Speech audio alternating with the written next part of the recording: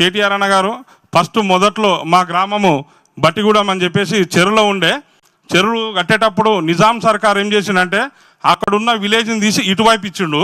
ఇక్కడ ఇచ్చినందుకు ఈ మా గ్రామంలో ఎస్సీలు, బీసీలు, మైనార్టీలు తప్పించి వేరే ఎవరు లేరన్న. కాకపోతే ఏంటంటే ఈ కట్ట డ్యామ్ కట్టనీకే మా ఒడ్ర కులస్తులు, మేము ఒక ఒడ్ర జాతికి చెందిన వాళ్ళము, మా ఒడ్ర కులస్తులు ఈ కట్టకు రాయి కొట్టి, మా తాతలు ముత్తాతలు రాయి కొట్టి ఈ కట్ట నిర్మించడం జరిగింది. అదేవిధంగా మేస్త్రి పనిచేసిరు, కూలి పనిచేసిరు, వాళ్ళందరూ ఇటు నుంచి ఈ విలేజ్ మొత్తం కంప్లీట్గా మాది గవర్నమెంట్ ల్యాండే, ఏదో ఒక పట్ట ల్యాండ్ లేదు మా దగ్గర, ఉన్న గవర్నమెంట్ ల్యాండ్లోనే మేము నిర్మించుకోవడం జరిగింది. అప్పట్లోనే మాకు నిజాం సర్కార్ ఇచ్చిండు. 1920లోనే మేము డ్యామ్ కట్టడం జరిగింది. అంతకంటే ముందు నుంచి ఉన్నాము.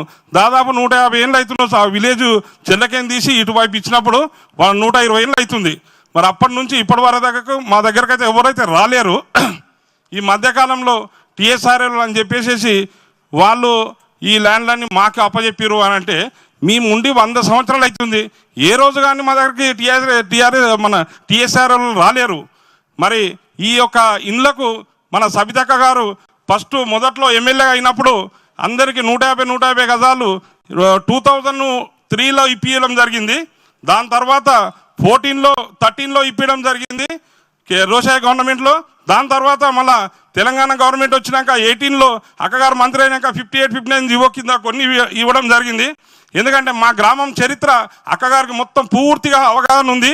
మరి మా గ్రామము యొక్క ప్రజలు బతకాలన్నా సావాలనే ఉద్దేశంతో ఉన్నారన్నా.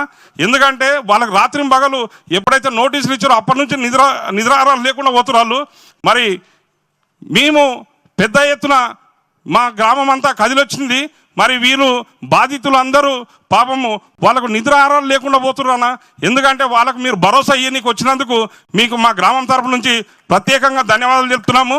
అదేవిధంగా ఏ రోజైతే అధికారులు మా దగ్గరకు వస్తారో మేము మా గ్రామం అందరూ ఏకతాటిగా ఉంటారన్న. ఎందుకంటే ఈరోజు విభేదాలు ఉన్నా ఏమున్నా కానీ గ్రామం విషయంలోకి వస్తే మాత్రము మా గ్రామం అందరూ ఏకతాటిగా ఏకమవుతారు. అదేవిధంగా అందరం ఏకతాటిగా ఉండి వాళ్ళ అధికారులు రాని ఎవరైనా రాని మనము మన చేతనైన పని చేద్దామని చెప్పేసి ఈ సభాముఖంగా తెలియజేస్తూ నాకు ఈ అవకాశం ఇచ్చిన పెద్దలకు ధన్యవాదాలు చెప్తున్నాను. నా పేరు బలిచేపల్లి శరత్ బాబు అండి. నేను ఒక వ్యవసాయ శాస్త్రవేత్తగా జాతీయ జన్యు వనరుల బ్యూరో అనే రాజేంద్ర నగర్లోనే ఉన్నటువంటి ఒక సంస్థకి డైరెక్టర్గా పనిచేసి రిటైర్ అయ్యాను. అయితే నేను ఇప్పుడు ఇంకా కూడా ప్లాంట్ ప్రొటెక్షన్ అసోసియేషన్ ఆఫ్ ఇండియాకి ప్రెసిడెంట్గా ఉన్నాను. ఇప్పటికి కూడా మేము యాక్టివ్గానే ఉన్నాను. నేను ఈ కీర్తి రిచ్మండ్ విల్లాస్లో అధికారిగా ఉంటూనే అక్కడ 2016లో ఎటువంటి అభ్యంతరాలు లేనటువంటి అన్ని కాగితాలు కూడా చెక్ చేసుకొని అందులో ఒక విల్లా కొనుక్కోవడం జరిగింది. అయితే అప్పుడు నేను ఇంకొక ముఖ్యమైన నేను యాక్చువల్గా నా కీర్తి రిచ్మండ్ విల్లాస్ తరపు నుండి మాత్రమే మాట్లాడట్లేదు. నన్ను ఇక్కడికి పంపించినటువంటి మూసీ జన ఆందోళన, తర్వాత జన ఆందోళన అనే సంస్థ, తర్వాత హైదరాబాద్ మూసీ కోఆర్డినేషన్ కమిటీ అనే సంస్థ, తర్వాత తెలంగాణ బస్తీ జేఏసీ అనే సంస్థల వాళ్ళతోటి కూడా నేను ఈ మధ్య కలిసి ప్రతి సమావేశంలోనూ ప్రతి ప్రొటెస్ట్లోనూ కేటీఆర్ గారు మొన్న మార్చి చేసినటువంటి ఆ రోజు కూడా ప్రతి అవకాశాన్ని కూడా అందిపుచ్చుకొని అందరి తరపున మాట్లాడటం జరుగుతూ ఉన్నది. అయితే మేము కొనుక్కున్నప్పుడు 2016లో యాక్చువల్గా ఈ బఫర్ జోన్ గురించి మాట్లాడుతున్నటువంటి 2 నిమిషాలు మాట్లాడతాను.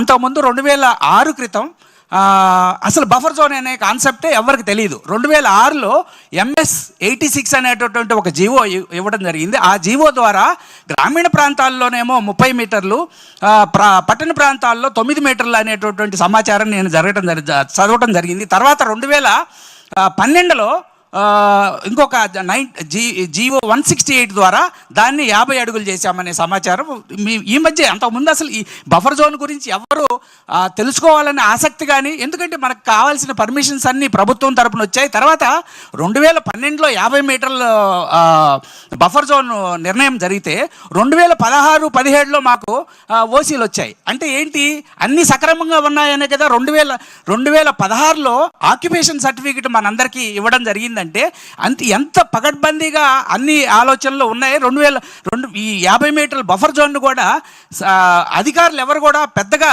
దాన్ని పట్టించుకోలేదని కూడా అర్థమవుతోంది. అలాంటిది ప్రస్తుతం ఇప్పుడు మా కీర్తి రిచ్మండ్ విల్లాస్లో కనీసం 36 విల్లాలు గీతలు గీసి వెళ్ళిపోయారనమాట. 36 విల్లాలకు అంటే ప్రత్యక్షంగా మాకైతే నోటీసులు ఇవ్వలేదు, కానీ ఇప్పటికీ కూడా ఫిబ్రవరి 11వ తారీఖున ఆ నోటీసు ఇవ్వడం జరిగింది. దాని ప్రకారం మేమంతరం వెళ్ళి వాళ్ళకి మా ఆస్తులన్నీ కూడా వాళ్ళకి సమర్పించుకుంటే, అంటే పబ్లిక్ నోటిఫికేషన్ ద్వారా ఇచ్చిన సమాచారం ఏంటంటే మేమందరం వెళ్ళి వాలంటరీగా మా ప్రాపర్టీ సరెండర్ చేస్తే వాళ్ళు టీడీఆర్ అనే ఒక సర్టిఫికేట్ మాకు ఇస్తారంట.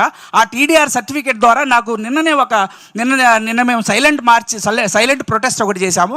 ఆ ప్రొటెస్ట్లో ఒక వ్యక్తి నా దగ్గరికి వచ్చి మాట్లాడిన ఇచ్చిన సమాచారం ఏంటంటే 1 కోటి రూపాయలకు పైగా అతనికి ఆ టీడీఆర్ అనే పత్రం ఇవ్వడం జరిగింది.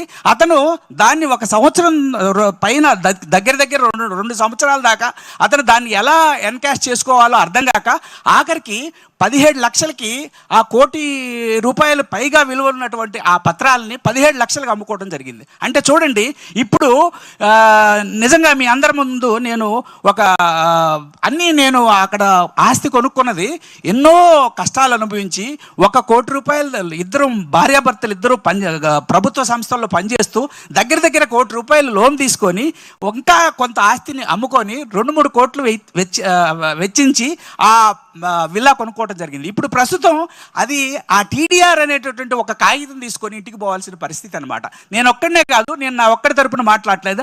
అలానే ఈ మూసా అనే వాగు, తర్వాత ఈసా అనే వాగు ప్రాంతంలో పరివాహక ప్రాంతంలో ఉన్న ఈ ప్రజలందరూ కూడా ఇటువంటి ఈ బఫర్ జోన్ విషయాలు ఏమీ తెలియవు. వాళ్ళకి చాలా అమాయకులు, వాళ్ళందరికీ కూడా వాళ్ళ ఆస్తులన్నీ కూడా పోతాయి. మీరందరూ సరెండర్ చేసి ఇంటికి వెళ్ళిపోండి, మీకు సర్టిఫికెట్లు ఇస్తామని మాట్లాడతారు. తర్వాత నేను ఒక్కొక్క విషయం రాత్రి చాలా ఆశగా చూసాం మేమంతా కూడా.